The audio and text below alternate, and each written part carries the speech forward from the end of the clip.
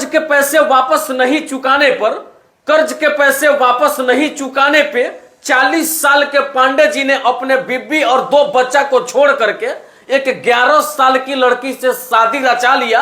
आपने अभी तक कर्ज के बदले में गाड़ी, बंगला और घर और जमीन देते हुए किसी को देखे होंगे, लेकिन कर्ज के पैसे वापस नहीं मिलने पर कोई सेठ जो है किसी के 11 साल की बेटी से शादी रचा ले, ऐसा शायद नहीं देखे होंगे। और हम आपको बिल्कुल सही खबर दिखा रहे हैं। ये पूरा का पूरा मामला सिवान जिला के मैरवा धाम का है। और मैरवा धाम में एक व्यक्ति है जिनका नाम है महेंद्र पांडे। और महेंद्र पांडे अपने बगल के, अपने पड़ोस के किसी गरीब व्यक्ति को 50,000 रुपए कर्ज देते हैं। और उस 50,000 रुपए को जो गरीब व्यक्ति वापस नहीं लौटा पाता है, इनके कर्ज के पैसे को सूद समेत वापस नहीं दे पाता है, तब पांडे जी की जो नजर है उस गरीब के 11 साल की बेटी पे पड़ जाती है, जिस लड़की की नाम है संध्या कुमारी।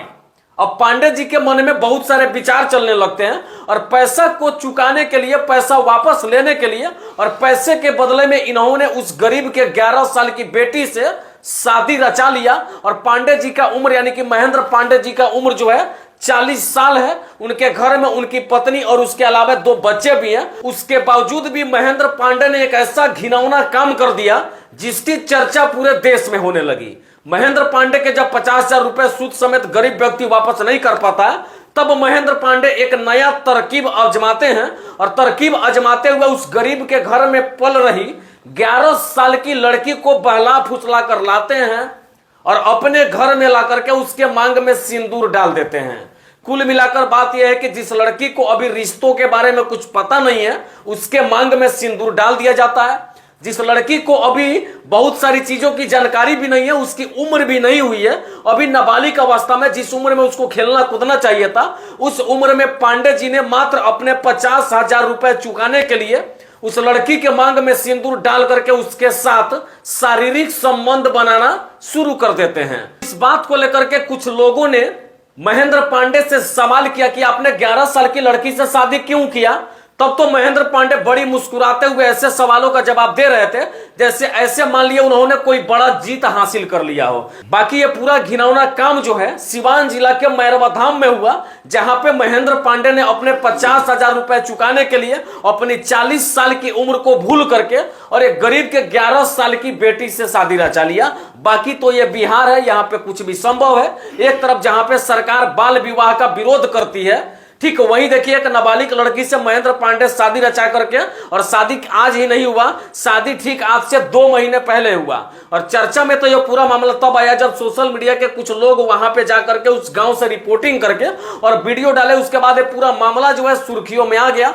अब शायद से सुनने में आया है कि प्रशासन उस लड़की और महेंद्र पांडे को उठा करके थाने में ले गई है।